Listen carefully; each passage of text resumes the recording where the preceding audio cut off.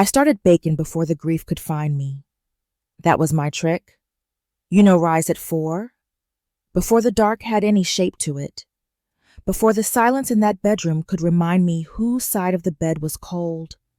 Light the oven, get my hands in the dough, and just keep moving. February 1883, Dodge City, Kansas.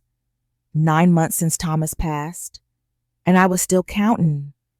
9 months since consumption took the only man who ever made me laugh on a Tuesday morning for no reason at all.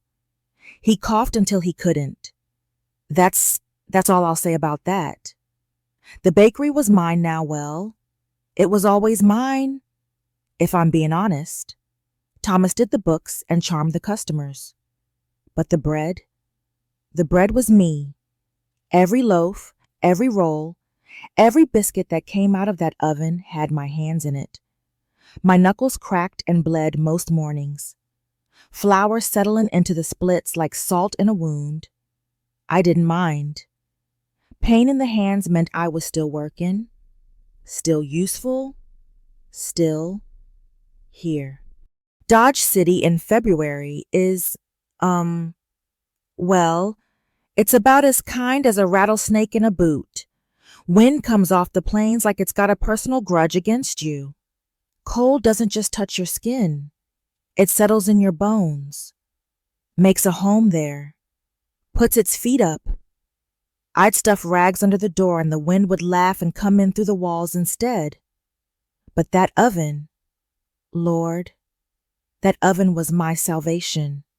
I'd feed it wood before dawn, and it'd glow back at me like something alive, something warm and faithful, the only thing left in my life that was, I should tell you about the drifter. I don't know when I first noticed him, that's a lie. Actually, I know exactly when. January 19th, a Tuesday. He came walking past my bakery with a saddle on his shoulder, and a horse so thin I could count its ribs from 20 paces. Boots dragging, head down, the kind of man the world had used up and hadn't bothered to put back together. He got work at the stockyards, shoveling manure for 50 cents a day. Slept in the hayloft over at Gentry's livery. Every morning he'd pass my fence on his way to work. And the smell of fresh bread would well, I'd see him slow down, see his shoulders tighten. His eyes would drift toward my window, and the look on his face, I knew that look. It wasn't just hunger. A hungry man looks at bread like he wants to eat. This man looked at my lit window like he wanted to climb inside the warmth of it and never come out. Like bread wasn't the thing he was starving for. I recognized that look because I saw it in my own mirror every morning, so I started leaving a day-old roll on the fence post. I told myself it was because waste is a sin. The Bible says so. Told myself it had nothing to do with the way his shoulders curved inward or the way he walked like a man apologizing for being alive. Told myself a lot of things that winter. I'd set it there before dawn, just a roll, nothing special, and by the time I looked again, it'd be gone. He never knocked, never came to the door, just took the bread and tipped his hat toward my window, even though the curtains were shut, and he couldn't possibly know I was watching. But I was watching. I was always watching. I had bread to bake and a life to get through. That was enough. Had to be. His name was Finn Reeves. I learned that from old Gus Harlan at the feed store, not because I asked. Mind you, I never asked. Gus just talked. That was Gus? Could talk the ears off a mule and still have stories left over. That new fella at the stockyards, Gus said, measuring out my flour order. Finn Reeves, drifted in from, well, I don't rightly know where. Don't say much. Works hard. Though honest days work for honest pay. You don't see that every day no more. I nodded, kept my face still as pond water, said something about the weather. But that name, Finn Reeves, it lodged in my mind like a splinter I couldn't reach. And once I had his name, well, I started noticing things I had no business noticing, like the way he walked. Slow, deliberate, not lazy slow, but careful. Like a man who'd learned that moving too fast draws attention. And attention ain't always kind. He kept his head down, but his eyes up. I recognized that trick too. It's how a woman walks through a room full of men she don't trust. Every morning, same routine. He'd come down the road, boots crunching on frozen dirt, and he'd stop at my fence post, pick up the roll, and then this is the part that undid me. A little more each day, he'd hold it for a moment, turn toward my door, and tip his hat. Slow, respectful, like that day-old roll was Sunday supper at the governor's table. No gloves, fingers cracked at the knuckles, same as mine, and when he reached for the bread, his hand would hesitate, just a heartbeat, like he still couldn't believe it was there. Like every morning he expected the fence post to be empty, and every morning was quietly stunned that it wasn't. One morning I baked him a fresh roll, not day old, fresh, warm from the oven, soft in the middle. I wrapped it in a clean cloth and set it on the post before I could think better of it. Then I stood in my kitchen and thought better of it. Went back out and swapped it for a day-old one. Took the fresh roll inside, ate it myself, standing over the sink, tasting my own foolishness.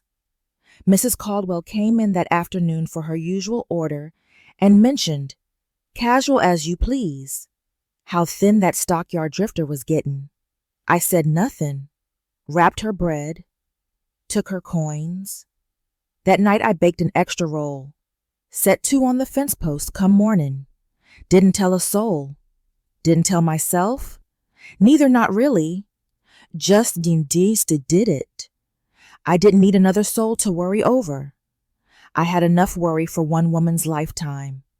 The cold snap hit Dodge City like a fist from God. Temperature dropped so fast the water in my wash basin had ice on it by supper time. Horses stood in the street with frost on their eyelashes. And even the roughest men at the stockyards came in early, beaten by the wind. My bakery became the warmest place on the block. Customers crowded in, not always to buy, sometimes just to stand near the oven and thaw their hands. I didn't mind. Well, I minded a little. Hard to knead dough with 6 people breathing down your neck, but I understood cold. I understood needing warmth. It was during one of those crowded mornings that I overheard 2 stockyard men talking by the door, Hank Morrison and Bill Dyer, leather-faced and loud. That Reeves fella, Hank said, gave his blanket to that sick mare last night. Horse was shaking something terrible. Reeves just wrapped her up and sat in the corner with nothing but his coat. Bill shook his head. Man ain't had a proper meal since he got here. Near as I can tell. 50 cents don't buy much when half goes to the livery. My hand stopped mid-knead, just stopped. Flour dust drifted from my fingers and caught the lantern light, and I watched it fall like I'd forgotten what my hands were for. That night, I wrapped 2 rolls in cloth. Not just any cloth. I tore a piece from my good kitchen linen, the one with the blue stitching Thomas's mother had given us, set them on the fence post after dark, tucked tight so the wind wouldn't take 'em. Christian duty, that's what I called it. Any decent woman would do the same. Didn't matter that I used the good linen. Didn't matter that I checked twice to make sure they were wrapped tight enough. We had an arrangement, Finn Reeves and me, the kind that don't require talking. Bread on a post, a hat tipped in the dark, no words, no obligations, no risk. I needed it that way, because then I know how this sounds. Talking leads to knowing. Knowing leads to caring. And Karen? Karen leads to losing. I'd lost enough. Simple arithmetic. Even a baker can do that math. The fence slat had been broken since October. I knew this because I'd been meaning to fix it since October. And every morning I'd look at it leaning sideways like a drunk at the saloon and think, tomorrow. But tomorrows pile up when you're alone. And the broken slat just became part of the scenery, another thing fallen apart that I didn't have the hands or the hours to mend. Then one Tuesday morning, I walked out with the rolls and it was fixed. I stopped dead, set the rolls down slow, ran my fingers along the new wood smooth. Careful joints, fitted snug, not a quick job, a good job. The kind of repair a man makes when he cares about the thing he's fixin'. I pulled my hand back like the wood was hot, pressed my palm flat against my apron, felt my own heartbeat there, hard and sudden. And I didn't know what to do with that. So I went inside and kneaded dough until my arms ached, which is what I always do when I don't know what to do. 2 days later, the woodpile behind the bakery had been restacked. Split logs moved nearest the door exactly where I needed them, where I wouldn't have to carry as far in the cold. Someone had watched how I worked. Someone had paid attention to the small, exhausting geometry of my days and quietly rearranged it. I knew it was Finn. Of course I knew. Who else? But he never said a word. Never knocked on my door expecting thanks. Just did the work and walked on. I overheard him just once talking to his horse outside the livery as I passed on my way to the general store. His voice was low and rough and gentle all at the same time. And he was saying, "Easy, girl. I know it's cold. I know. But we're still here, ain't we? That counts for something." I walked faster. Didn't look. But I heard those words all day long. We're still here, ain't we? And they settled into me like flour into cracked skin. I started watching him through the kitchen steam. Really watching. He moved through the world so carefully, like a man apologizing for taking up space. Shoulders slightly turned in, steps quiet, hands always busy fixing, carrying, mending, hands that knew work the way mine knew dough.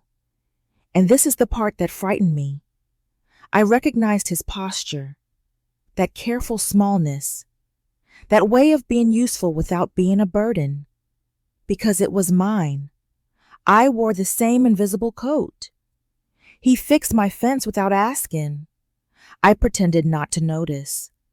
Funny how I noticed everything, the angle of every nail, the grain of every new board, the boot prints in the mud I could have followed with my eyes closed.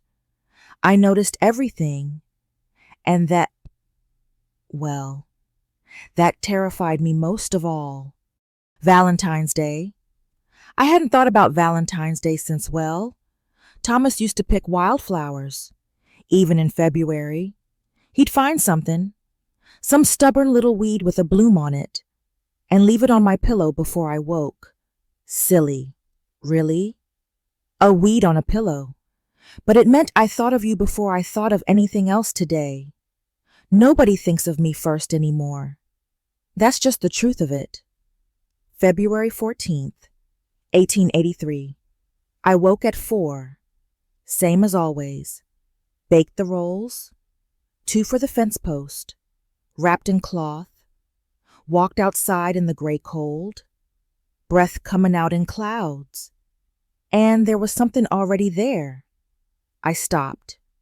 Set my rolls down beside it and picked up a quarenta, a penny Valentine, small no bigger than my palm, with a printed bluebird on the front, blue and gold, wings spread like it was about to fly right off the paper, and underneath, in printed script, from a grateful heart, I stood there in the cold holding that card, and I couldn't move.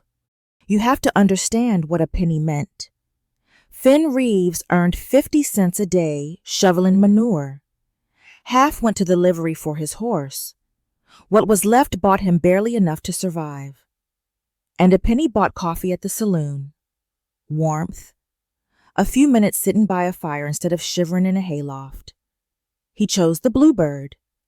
He had 1 penny left in this world, and he spent it on a Valentine for the woman who left bread on a fence post. He chose a paper bird over coffee. He chose me over warmth. And something happened in my chest that I wasn't ready for. Like a fist I'd been holding clenched for 9 months suddenly opened. My breath came out shaky, and my hands, my flour dusted, cracked. Bleeding hands started trembling. Not from cold, from something underneath the cold. Something warm and terrifying that was pushing up through layers of numbness like a green shoot through frozen ground. I hadn't been seen since Thomas died. Not really. People saw the baker, the widow, the woman with the good oven. Nobody saw me, the woman who might still want a bluebird, who might still have soft places left somewhere under all that flour and silence. Finn did. With 1 penny. He saw me. I looked up and there he was. Across the street, not hiding, not pretending he just happened to be walking by. Just standing there in the cold morning, hat in his hands, honest as weather. Neither of us moved. The fence post stood between us, that little wooden threshold between 2 solitudes, and the whole world went quiet. Just my heartbeat and his breath and a paper bluebird trembling in the wind. I pressed that card against my apron and felt the heat of my own body through the paper. And I thought, this is what it feels like. When someone spends everything they have on you, it feels like a door opening inside a room you forgot existed, and it scared me half to death. It took 3 days for the whispers to reach me. Mrs. Caldwell was first. Of course she was. Cornered me at the dry goods counter. Voice low and sweet as poisoned honey. Hazel, dear, I don't mean to pry, but, well, people are talking about you and that drifter. I kept my eyes on the sugar sack. People always talk. Mrs. Caldwell, a woman in your position. She let it hang there. The way people do when they want you to fill in the shame yourself. Thomas hasn't even been gone a year. The banker's wife was next. After Sunday service, hand on my arm, concerned eyes. What would Thomas think? Hazel, a man with no family, no land, no prospects, shoveling stable muck for a living. She said prospects the way you'd say disease, like poverty was something you could catch. I smiled. I nodded. I went home and pulled every curtain shut. And then I did the thing I'm most ashamed of.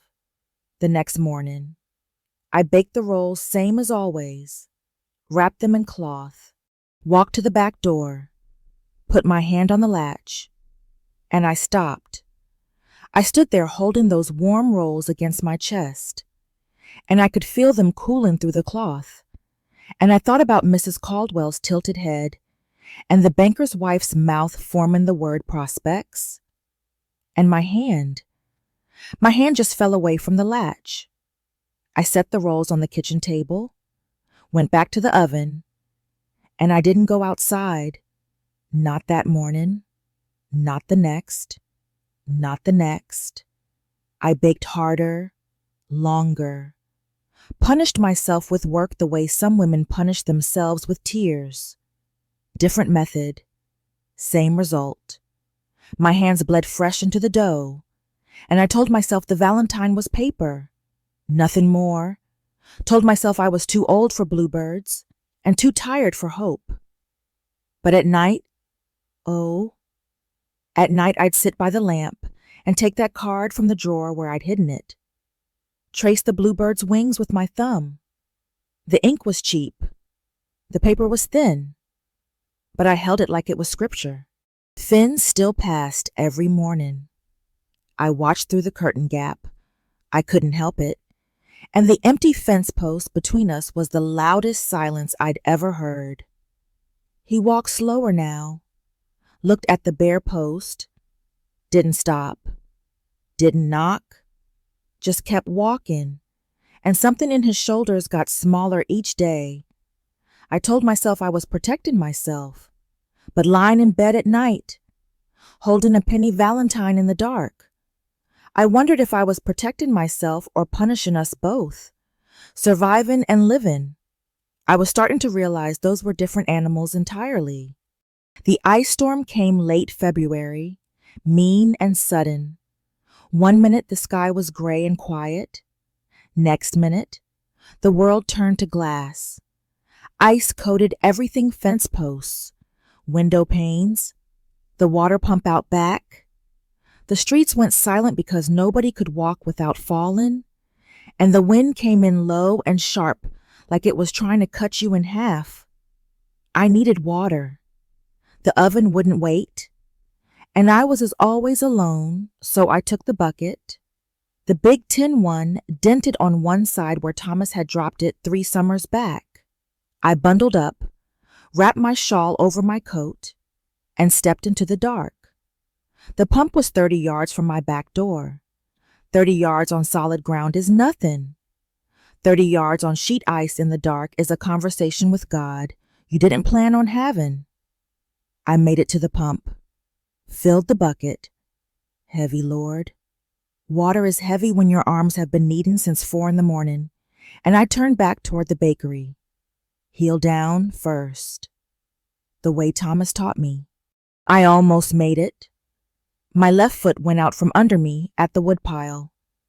The bucket flew.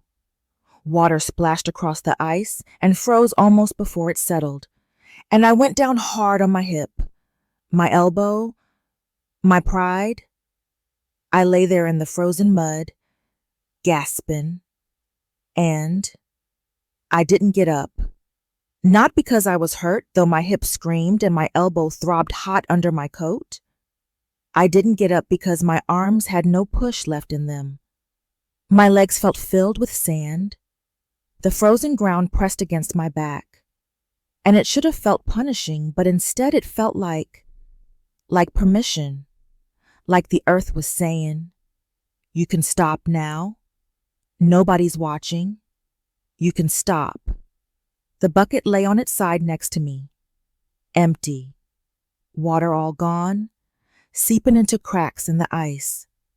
And I looked at that bucket, really looked at it, and I saw myself. I saw exactly what I'd been doing since Thomas died. Pouring and pouring and pouring into bread, into work, into grief, into that oven that ate wood like it was starving, and nobody filling me back up. Except one man tried. One man with 1 penny and a paper bluebird tried to pour something back into me. And I slammed the door, pulled the curtains, stopped the bread. I lay there and thought about Thomas. Not the dying, I was so tired of the dying, but the living. The way he'd fill the water bucket before I woke.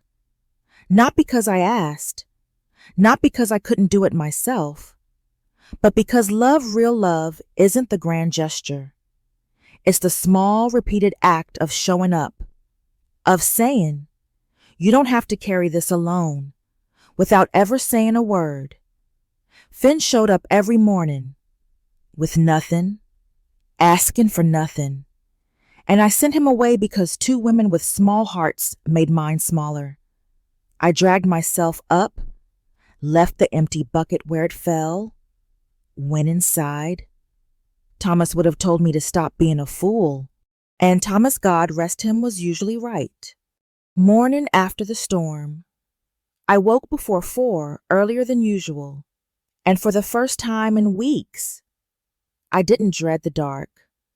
Something had shifted in the night. Something had settled, the way a bone settles back into joint. It hurt, but it was right. I lit the oven, watched the flames catch, and then I did something I hadn't done since the whisper started. I baked 2 fresh rolls, not day old, fresh, warm from the oven, soft in the middle, golden on top. I wrapped them in the good cloth, the blue-stitched linen, and I walked to the fence post. The ice was melting, sun coming through thin and pale, like it wasn't sure it was welcome yet.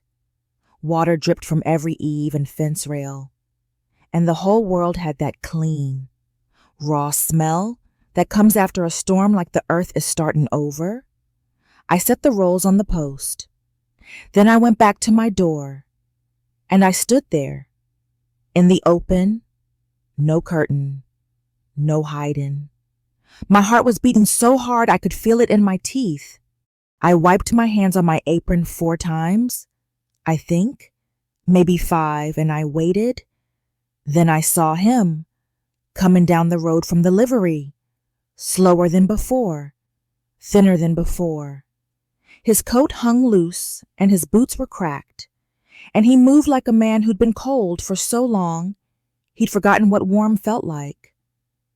He reached the fence post, saw the rolls, and his hand stopped hovered there like he wasn't sure they were real, like the weeks of that empty post had taught him not to trust what he was seeing.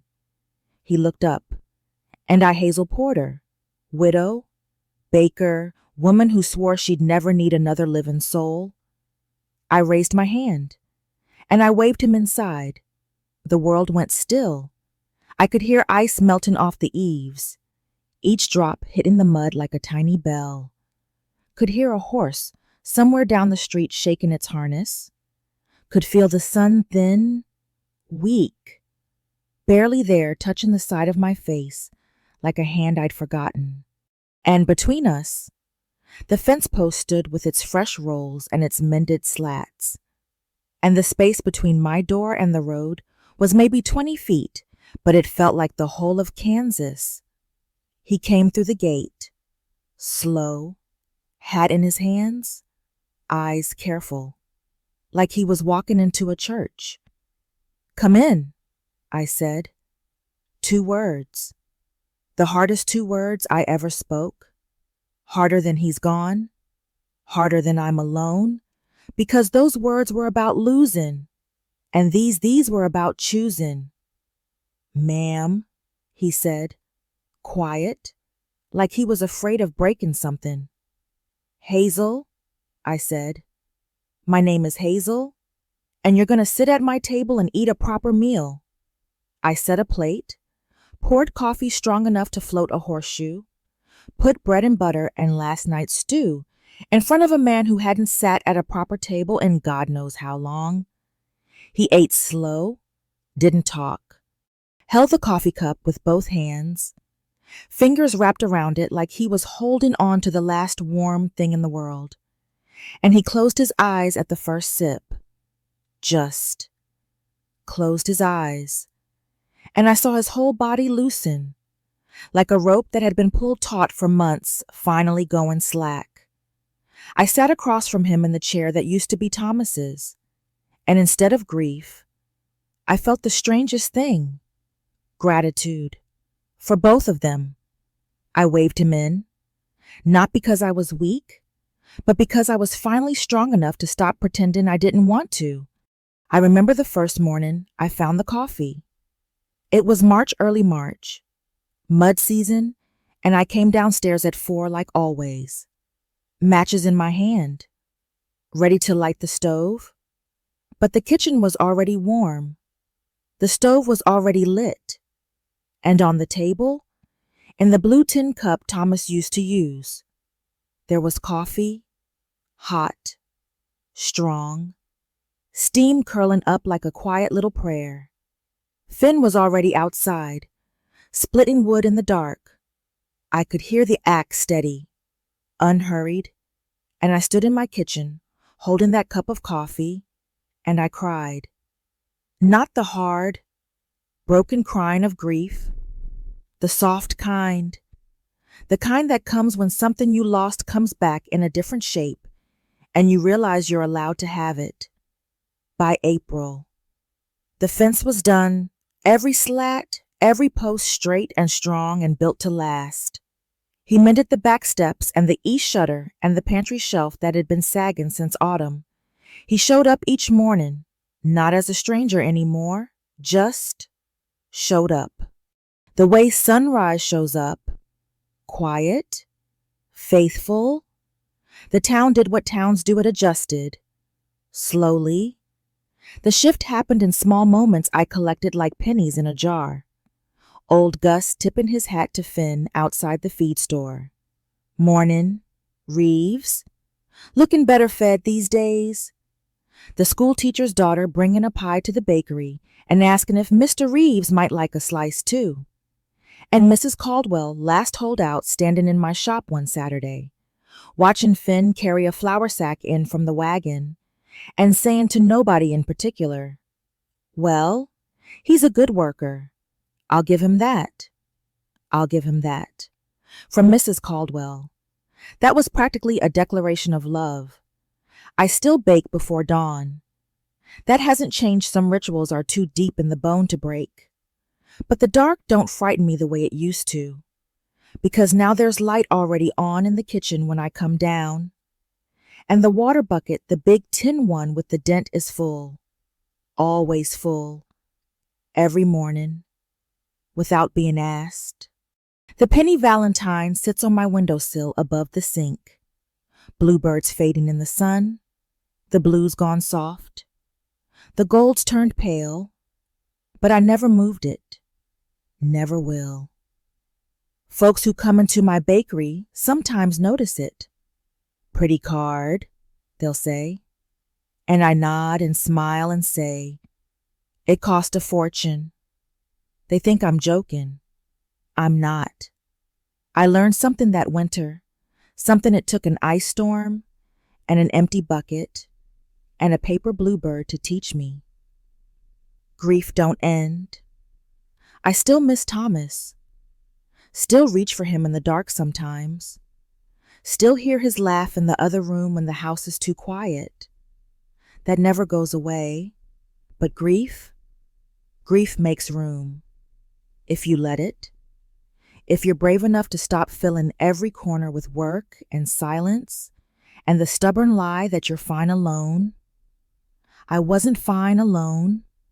I was surviving alone.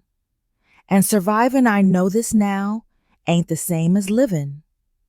A man with one penny chose a bluebird over coffee, chose beauty over comfort, chose to say thank you with everything he had, even though everything he had wouldn't buy a cup of water anywhere else in this world. And I, a woman with a bakery and a broken heart and hands that cracked from holding on too tight, I opened my door. I waved him in. I chose to stop being brave in the wrong direction.